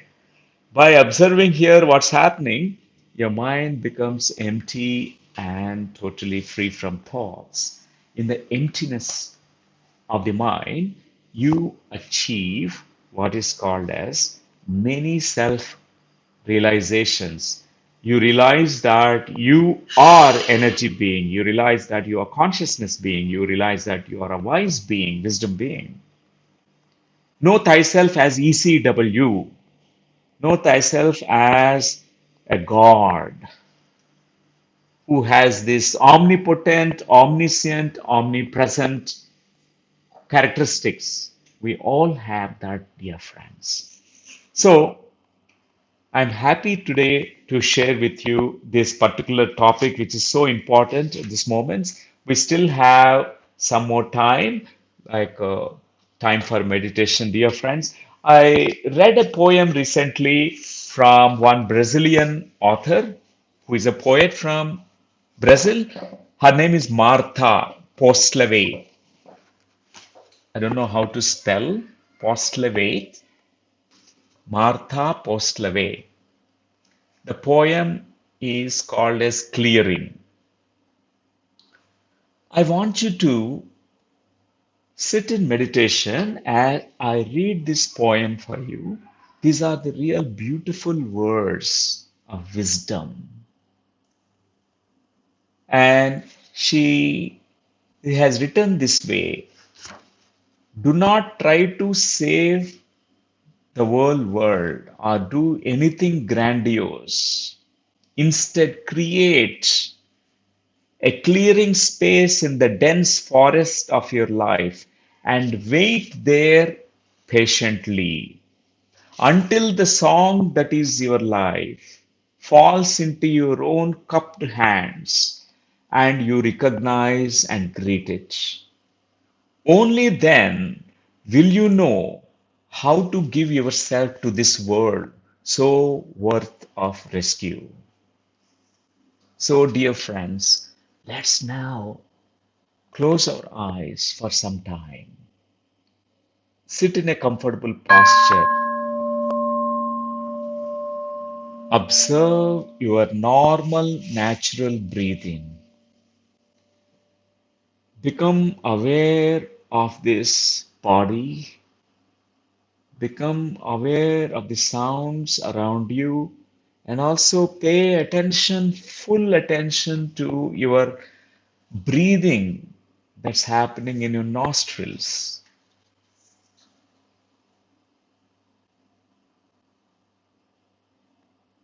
The routine thoughts, they do come and go like clouds in the sky. Always come back to your breathing. With this practice of disidentifying with the mind, you can fully witness your breathing. There are certain changes that occurs in your breathing as you pause, as you stop the thoughts in the mind, as you experience deep stillness. It's so beautiful. As Martha Postlevey, this Brazilian poet, through this poem expressed beautifully, do not try to save the whole world or do anything grandiose. Instead, create a clearing in the dense forest of your life and wait there patiently. That means completely the dense forest with full of thoughts, clear that dense forest which is full of thoughts, full of chaos, and in that clearing, in that empty space, in the stillness, wait patiently. Witness what is happening when the mind is empty and silent until the song that is your life falls into your own cupped hands and you recognize and greet it. Only then will you know how to give yourself to the world, to this world, so worth of rescue. Only in deep meditation you know what you want to share with the world, what service you want to give to the world. It always comes from a deeper space within you. Just be very totally still in your mind. Wait there patiently, clearing in the dense forest of your life all those clear, chaotic thoughts. Just be empty.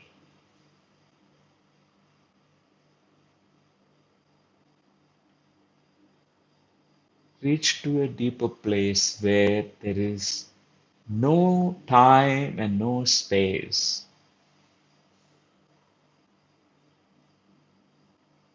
The deep emptiness, the mind,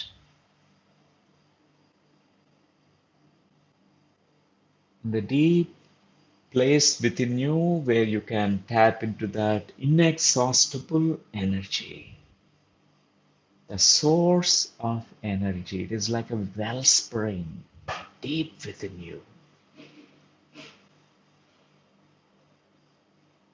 From the deep place within you, you can understand your divine essence that you are consciousness, which is unlimited, unbounded, non linear, non local,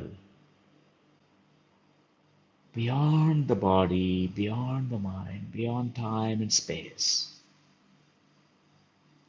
As you reach to the deeper place within you, you know that you are already a wise being. You have self awareness and self remembrance of who you are.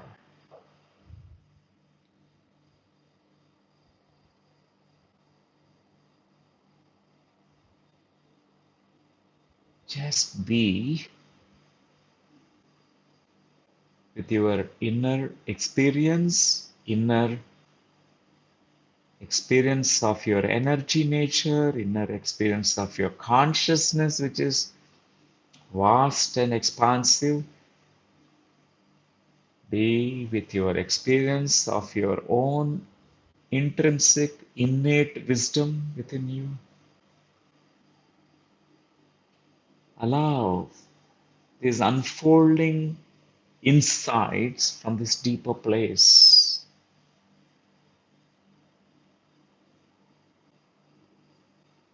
Just watch and observe for a few more moments.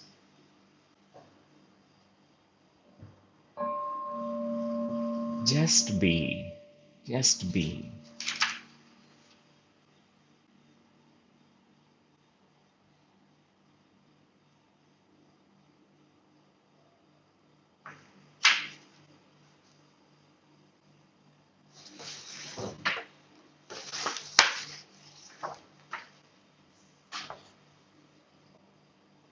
Another 1 minute, my dear friends.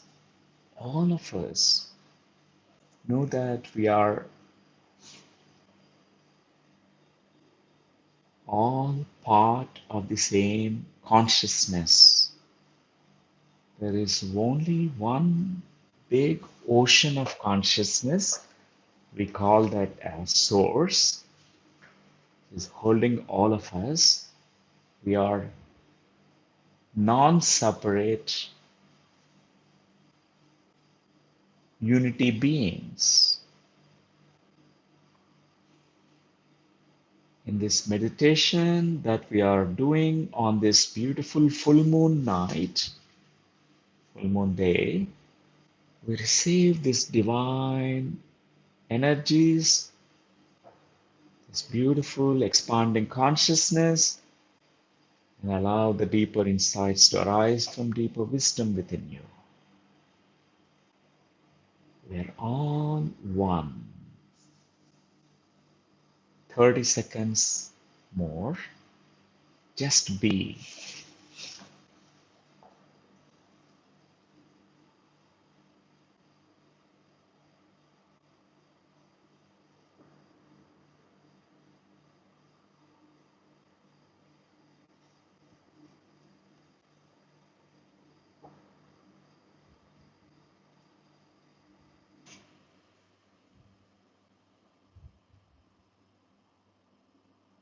Another 10 seconds.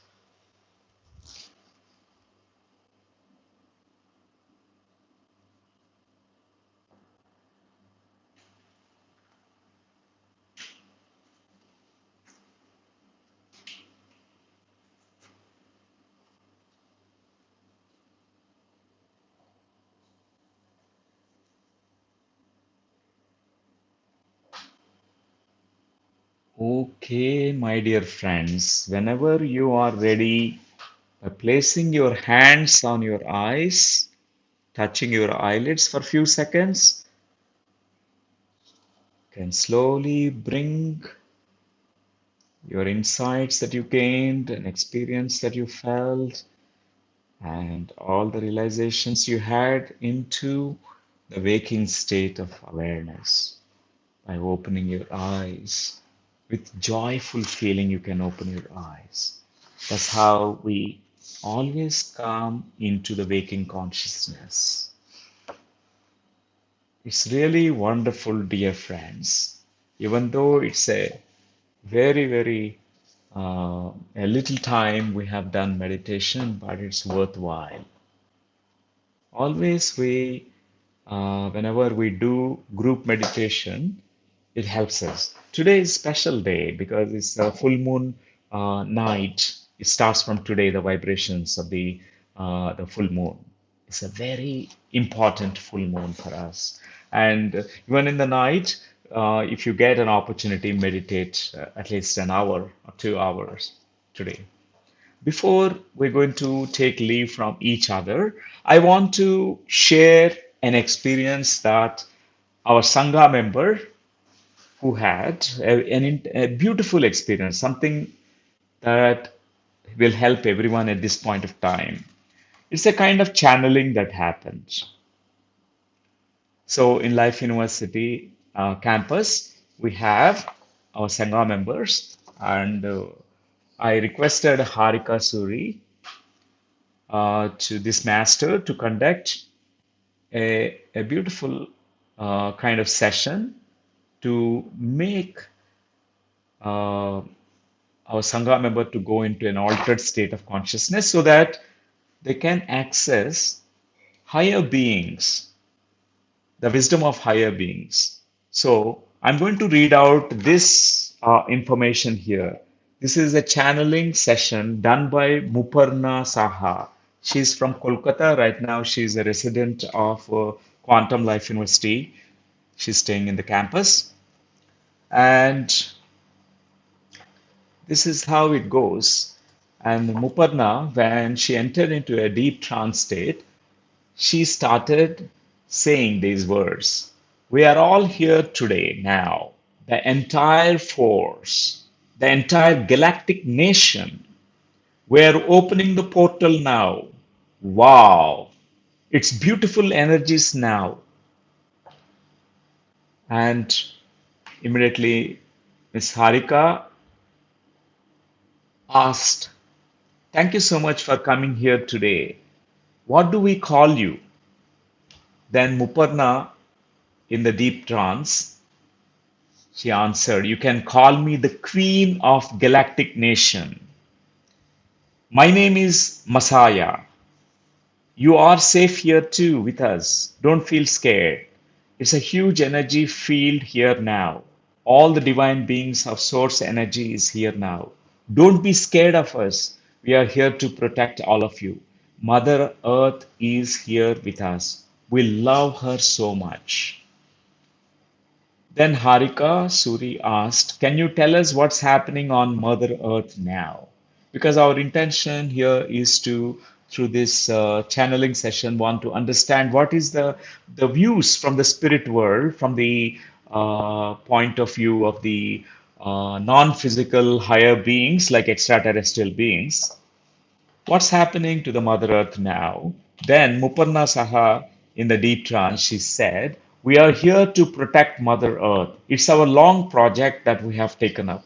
Protecting Mother Earth is our responsibility. Remember, my dear friends, these words are so important. Listen carefully.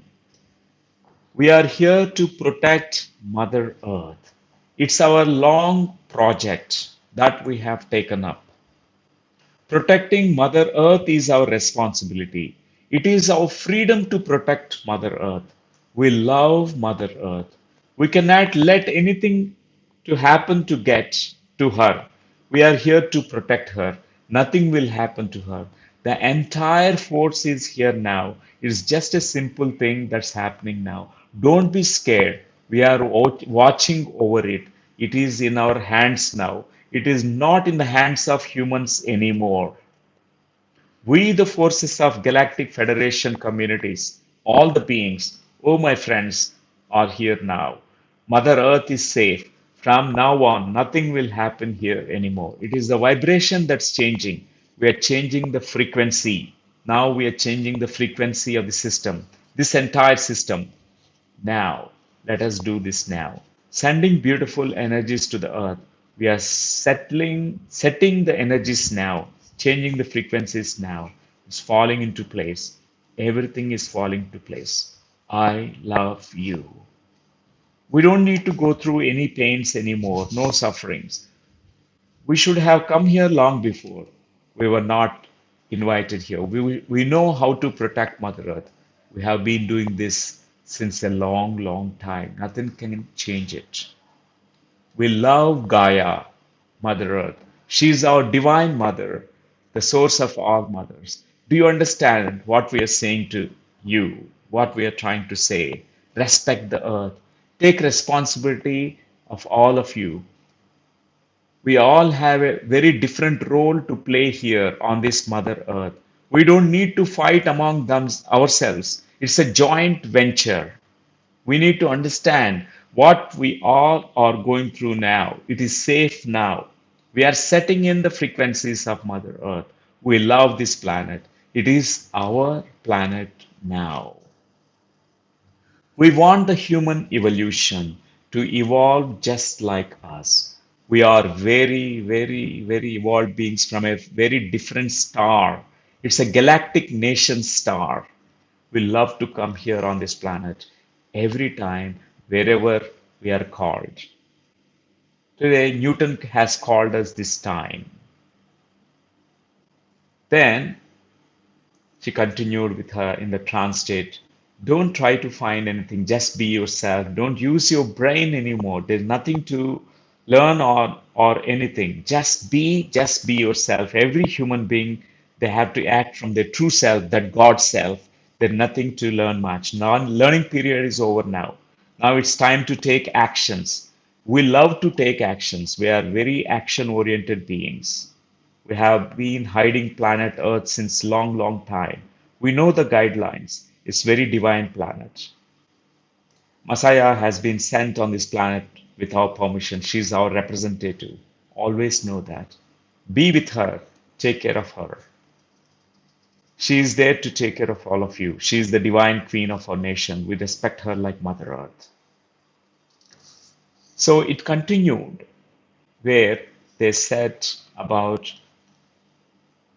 several messages that how human beings now need to plunge into action. Action means right now what we need to do is changing our vibrations. So far, we lived in a very stereotypic old ways, but now staying at home will not move out of home. This lockdown period we need to respect.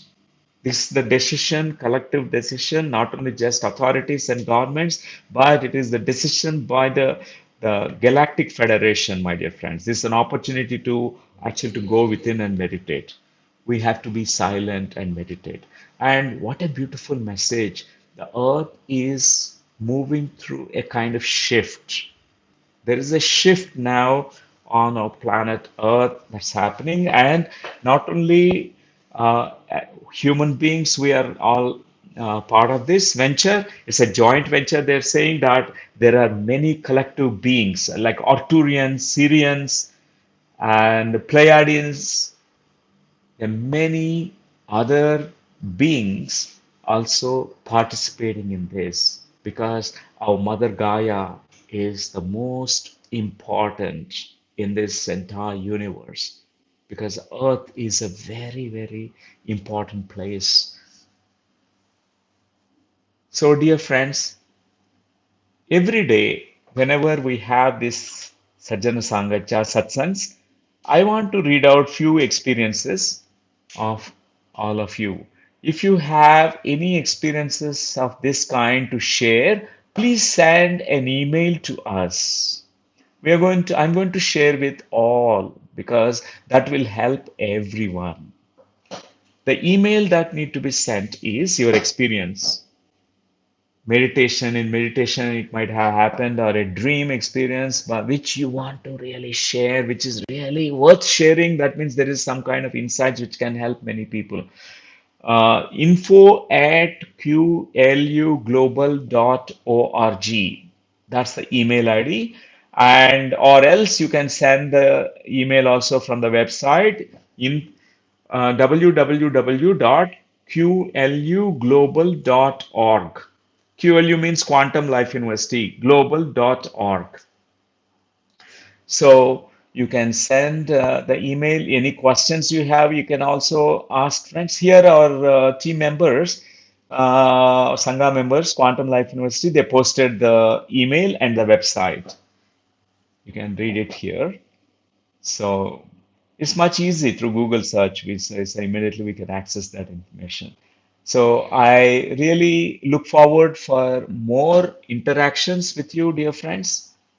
So all of you, like Yoshita, Swaroop, Joy, thank you, Dr. New. So beautiful to be together with you. I didn't know that it was a full moon. That's really interesting. Thank you, Yoshita, joining. Prakriti Jain, Nandita ji, Nitin, Komona, and Sunita Kedia, Gaurav Gupta, and there's so many. Pawan, our Sangha member, who joined. My mother also is actually watching. Her name is Radha Kondaveti, so she's also here, and it's really good that my mother is also participating with you. So, dear friends, it's really beautiful to interact with all of you. And we are going to have the next episode day after tomorrow in English. So, we're going to meet for the next episode, episode 6. So, episode 7. Today is episode 6. So, the topic will be announced because we are also selecting the topic based on what are the requests that's coming to us. And Harika Suri is coordinating with everyone about gathering what is the interesting topic or important topic for majority of the people. So you check our Facebook page, or I think that's the way to know about the topic. And tomorrow I'll be there the same time, 5 to 7 in the my mother tongue Telugu language. There will be uh, an episode that will going to be streamed, live streaming done tomorrow. Thank you, thank you, thank you, dear friends. I wish you great evening, great meditation, and we meet again. Thank you.